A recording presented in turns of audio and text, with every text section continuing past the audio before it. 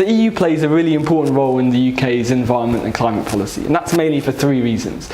Firstly, there's a huge amount of legislation in the UK that comes from EU law. So that includes the environmental acquis, things like waste management and water protection. It also includes things like energy legislation, climate legislation, food safety, agriculture, fisheries, so all of that.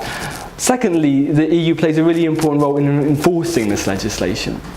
So, for instance, it monitors how the UK meets particular targets. The UK has to report to the Commission in whether it meets those targets or whether it exceeds particular emission values.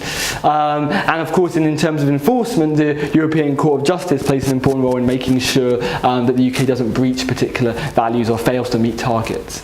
And finally, of course, the EU plays a really important role in terms of financing different projects. So the UK participates in a range of different programs, whether it's about research, whether it's about environmental protection, whether it's through the European Investment Bank, financing different projects, all of which help to support our environmental ambitions.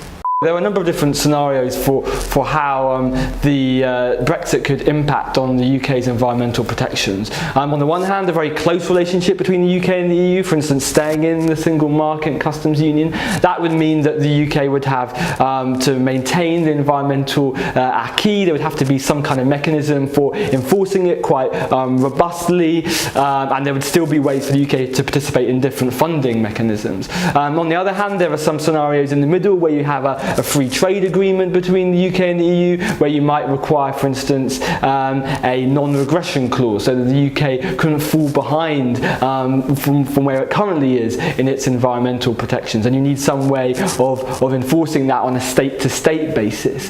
Finally, with a no deal, effectively that means that the UK and the EU's relationship on the environment would be completely ruptured. So the UK would be out of all the kinds of relationships it currently has on emissions trading, the internal energy market. It wouldn't have any requirement to follow environmental rules from the EU, and it wouldn't have access to the kind of funding arrangements it currently has.